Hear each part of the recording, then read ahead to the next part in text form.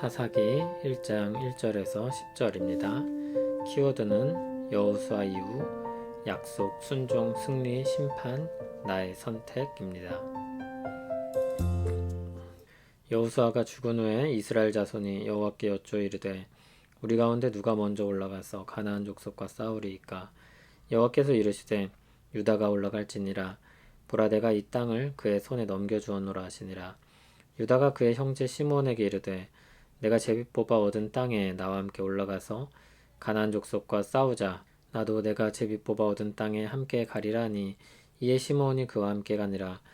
유다가 올라가매 여호와께서 가나안 족속과 브리스 족속을 그들의 손에 넘겨주시니 그들이 베색에서 10,000명을 죽이고 또 베색에서 아도니 베색을 만나 그와 싸워서 가나안 족속과 브리스 족속을 죽이니 아도니 베색이 도망하는지라. 그를 쫓아가서 잡아 그의 엄지손가락과 엄지발가락을 자르매 아도니 베색이 이르되 옛적에 70명의 왕들이 그들의 엄지손가락과 엄지발가락이 잘리고 내 상 아래에서 먹을 것을 줍더니 하나님이 내가 행한 대로 내게 갚으심이로다 하니라. 무리가 그를 끌고 예루살렘에 이르렀더니 그가 거기서 죽었더라.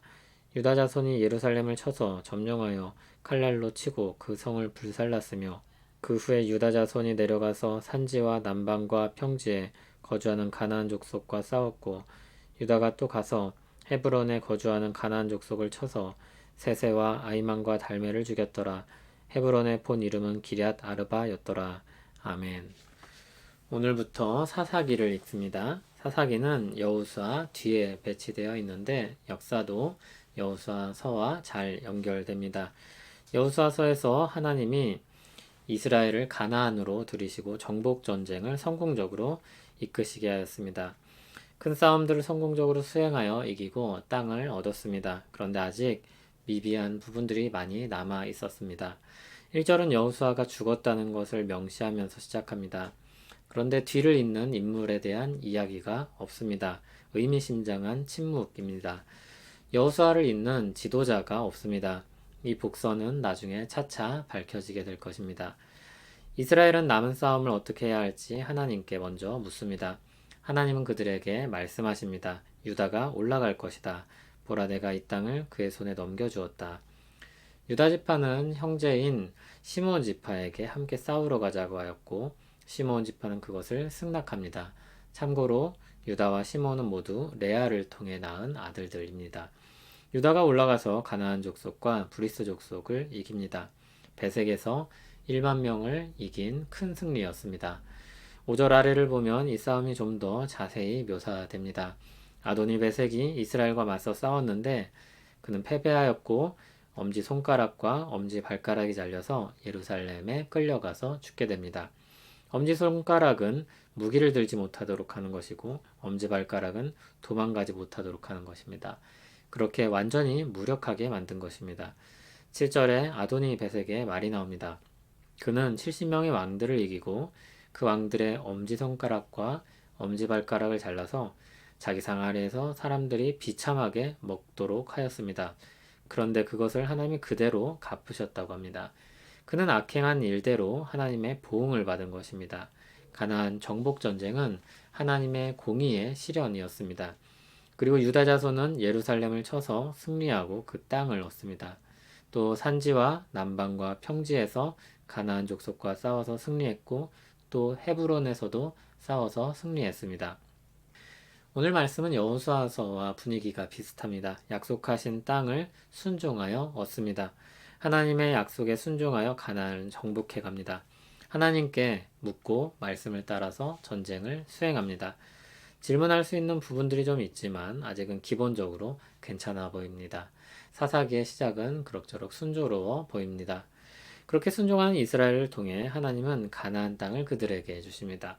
그들을 정복하는 과정은 파괴적이지만 이들의 파괴는 하나님의 공의의 심판의 실현이었습니다.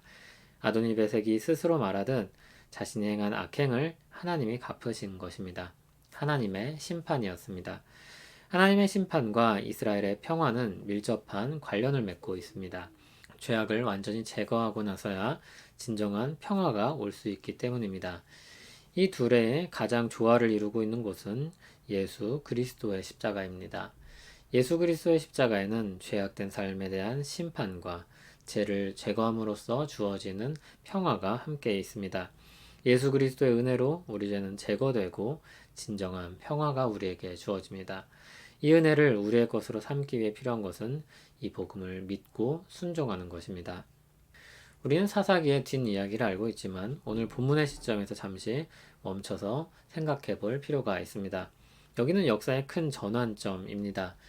불순종의 구렁텅이로 빠져들지 순종하여 복된 은혜를 누리게 될지 선택의 기로에 서 있는 것입니다. 이스라엘 역사는 어두운 길로 들어섰습니다. 우리는 그러나 그 지난 역사를 두고 비난해야 소용이 없습니다. 이제 내가 선 자리에서 어떤 선택을 할 것인지 마음을 정하고 내 발을 내디디면 되는 것입니다. 정말 사사기의 역사가 비난받아야 될 잘못이라고 생각이 된다면 내 길이 거기로 들어서지 않도록 힘써야 하는 것입니다. 기도해야 하는 것입니다. 물론 우리는 연약하여 수도 없이 실패할 것입니다. 그러나 사사기가 주는 또 다른 은혜는 사사기의 어두운 현실 속에서도 하나님이 계속해서 하나님의 역사를 이어가셨다는 것입니다. 그 은혜를 기억하며 오늘 나의 길을 하나님을 향해 선택하고 또 기도하며 내딛는 우리 되기를 바랍니다. 하나님 아버지, 우리를 구원하시고 거룩한 백성으로 살게 하신 은혜를 찬송합니다. 우리는 거룩하신 하나님의 거룩한 백성으로서 살아야 할 순종과 책임이 있습니다. 그것을 외면하지 않게 하옵소서. 수고스럽고 힘들고 어려워도 그 길 가게 하옵소서. 예수님 이름으로 기도합니다. 아멘.